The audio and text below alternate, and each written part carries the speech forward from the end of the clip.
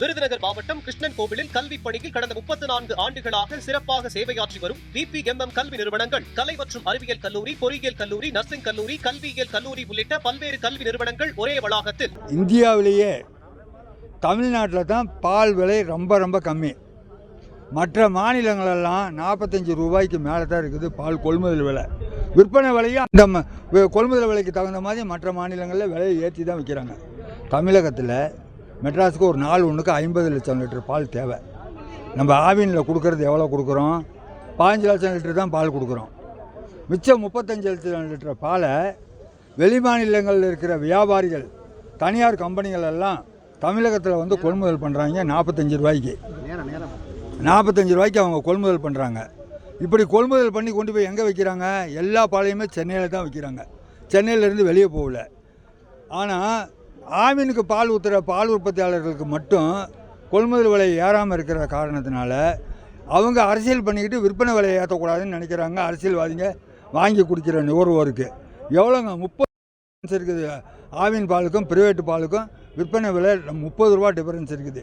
இந்த நிலையில் ஆவினுக்கு பால் ஊற்றுறவங்க மட்டும் இலவசமாக கொண்டாந்து பால் ஊற்றணும்னு நினச்சா அது இனி நடக்காது. இவ்வளோ நாளாக எல்லா கவர்மெண்ட்டும் என்ன சொன்னாங்க? அமுல் உள்ளே வரக்கூடாதுன்னு சொன்னாங்க.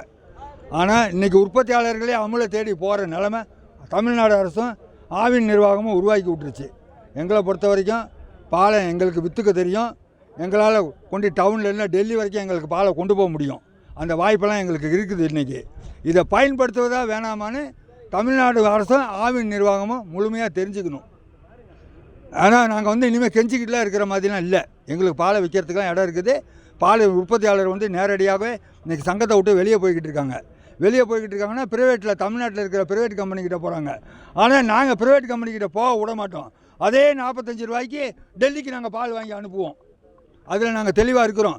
இதை முடிவு பண்ணிக்க வேண்டியது அரசாங்கம் தான். இப்போ கவர்மெண்ட் எவ்வளோ உங்களுக்கு தருது? நீங்கள் எவ்வளோ எதிர்பார்க்குறீங்க? 32 ரூபா இன்றைக்கி ரேட்டு வரைக்கும் 32 + 3 35 ரூபா தான் கொடுத்துக்கிட்டு இருக்கோம் நாங்கள் கிராம சங்கங்களுக்கு. நேற்று அவர் 41 ரூபான்னு அறிவிச்சிருக்காரு. 41 ரூபான்னா அரசு மானியம் 3 ரூபா, அது 5 ரூபாய் ஆக்கியிருக்காரு. அது 2 மாதம் கழித்து வரும். உற்பத்தியாளருக்கு வந்து அது ஒரு தொகையாக தெரியல. பால் காசோடு சேர்த்து கொடுத்தா அது ஒரு 3 ரூபா சேர்த்து கொடுக்குறாங்கிற மாதிரி அந்த எண்ணங்கள்லாம் வரும். ஆனால் இன்றைக்கி எதையுமே வந்து ஆவின் நிர்வாகம் கைவிட்டுருச்சு எங்களை. அமுல் எவ்வளோ தருது? அமுல் வந்து 45 ரூபா வரைக்கும் கொடுக்குறாங்க. அமுலுக்கு போக அது ரெடி ஆகிட்டோம். கம்பெனி ஆகிட்டுங்கள போக நாங்கள் ரெடி ஆகிட்டோம். இன்றைக்கி அதுக்காக எல்லாம் மாவட்ட பால் உற்பத்தியாளர் சங்க தலைவர்களும் சங்க பணியாளர்களும் வந்திருக்காங்க. அதற்கான ஆவினை விட்டு இப்படி நம்ம கண்ணு முன்னாடியே ஆவினை அழியுது, இதுக்கு என்ன பண்ணலான்னு கேட்டுக்கிட்டு இன்றைக்கி அவங்கவுங்க ஆலோசனை கூட்டம் பண்ணிக்கிட்டு பாலை 23ஆம் தேதி நிறுத்தலாமா என்னான்னு எல்லாம் கருத்து கேட்டு சொல்லிக்கிட்டு இருக்காங்க. கூடிய விரைவில் இவங்க விரைவை அறிவிக்கலைன்னா அது நடக்கும். தமிழகத்தில் ஆவினுக்கு வர்ற பால் குறைஞ்சி போயிடும். ஆமாம், 24 ஆகஸ்ட் 24லேருந்து தமிழகத்தில் ஆவின் பால் படிப்படியாக குறைஞ்சி போயிடும். பொதுமக்களுக்கு பால் தட்டுப்பாடு வரும். அதே சமயத்தில் பிரைவேட் கம்பெனிங்கெல்லாம் நல்ல விலை கொடுத்து எடுத்துகிட்டு போயிடுவோம் அந்த பாலை. நாங்கள் திருச்சி மாவட்டம் துறையூர் வட்டம் கலிங்கமடையான்பட்டி ஒரு கிராமத்தில் இருந்து வசிக்கிறோம் சார். எங்களுக்கு வந்து மாட்டுப்பண்ணையில் வந்து மாடு தான் தொழில், விவசாயம் வேறு விவசாயம்லாம் கிடையாதுங்க சார். மாடை வச்சு தான் வந்து நாங்கள் தொழில் பண்ணுறது, பிள்ளைங்களை படிக்க வைக்கிறது, மகளிர் குழுவில் கடன் வாங்குறது, கடன் கட்டுறது எல்லாமே அதுதான் சார். இப்போ வந்து எங்களுக்கு வந்து பால் விலை வந்து ஏற்றுறேன்னு சொல்லி அறிவிச்சிங்க. எப்படி அறிவிச்சிங்கன்னா வந்து 44 ரூபா லிட்டருக்கு தரேன் அப்படின்னு நீங்கள் அறிவிச்சிங்க. சரிங்களா? தேர்தல் அறிக்கையில் நாங்கள் வந்து இப்போ வந்து 1 ரூபா ஒரு பிச்சைக்கார காசு வந்து நீங்கள் ஏற்றி வச்சுருக்கீங்க. எங்களுக்கு பிச்சை போட்ட மாதிரி. நாங்களே ஒரு கிராமத்தில் வந்து வசிக்கிறோம்னா வந்து நாங்கள் பிச்சைக்காரனுக்கே நாங்கள் போடுறது வந்து 5 ரூபா 10 ரூபா நாங்கள் கிராமத்தில் வந்து நாங்கள் பிச்சை போட்டுட்ருக்கோம். நீங்கள் வந்து அது மாதிரி நினச்சிக்கிட்டு எங்களை வந்து வகுத்தல் அடிச்சிட்டிங்க. எங்களுக்கு மனம் நொந்து மனம் உடஞ்சி போயிடுச்சுங்க சார். என்னையாட்ட வந்து கோடி பேர் திருச்சி மாவட்டத்தில் நாங்கள் பால் பண்ணையில் பால் ஊற்றி தான் கொள்முதல் பண்ணிக்கிட்டு இருக்கிறோம். எங்கள் செக்ரட்டரி வந்து எங்களுக்காக மாடு பிடிங்கம்மா, நீங்கள் பிள்ளைங்களை படிக்க வைக்கலாம், நீங்கள் நல்லது செய்யலாம் அப்படின்னு எங்கள் செக்ரட்டரி வந்து எங்களுக்கு வந்து எவ்வளோ வற்புறுத்தி நீங்கள் வந்து பால் வந்து நீங்களே கறங்க, அடுத்தவங்களை பால்காரெல்லாம் விட வேணாம், நீங்கள் உங்களுக்கு கஷ்டப்படுறீங்க, நீங்கள் இப்படிலாம் பிடிங்க, இதுதான் வாழ்க்கை, நம்ம ஊருக்கு விவசாயம் வந்து சரியில்லை, நம்ம வந்து கொள்முதல் வந்து மாடு தான், மாட்டு தட்டை தான், தீவனம் தான், தீவன புல்லு தான், நீங்கள் இதை வந்து செய்யுங்கன்னு சொல்லவும் நாங்கள் வந்து ஒரு 10 மாடு, இல்லை ஒரு சின்ன விவசாயம் இருந்தால் ஒரு 2 மாடு 3 மாடு வச்சு எல்லாத்தையும் வந்து மகளிர் மன்றத்தில் எல்லாத்தையும் பிடிக்க வச்சு லோன் வாங்கி அங்கந்த பேங்கில் வந்து நாங்கள் லோன் வாங்கி கொடுத்து செக்ரட்டரி வந்து சொசைட்டி மூலியமாகவும் லோன் வாங்கி கொடுத்து எல்லாத்தையும் செயல்படுத்தி கடனை உடனே வாங்கி நாங்கள் எல்லாம் பண்ணணும்.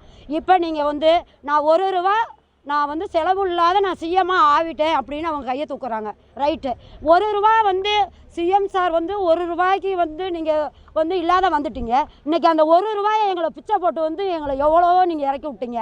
நீங்கள் எவ்வளோ நல்லது செய்வீங்க, என்ன செய்வீங்க, ஏது செய்வீங்கன்னு நாங்கள் வந்து பொம்பளைங்க பிள்ளைங்க நிறைய பேர்த்து வயசானவங்க நாங்கள் இந்த மாதிரிலாம் வந்து பால் பண்ணையில் இருக்கிறோம், இப்படிலாம் செய்வார் மாற்றம் வரட்டும் அப்படின்னு நாங்கள் வந்து நிறையா பேர்த்த வந்து நாங்களும் வந்து ஒரு சுக உதவி குழுவில் மகளிர் மன்றத்தில் எல்லாம் சொல்லி குட்டை வேலையிலையோ ஒரு கிராமத்து காட்டு வேலைக்கு போனாலும் களை வெட்ட போனாலும் எங்கே போனாலும் நாங்கள் வந்து எல்லாம் சொல்லி நாங்கள் உங்களை சிஎம்மாக உட்கார வச்சோம்.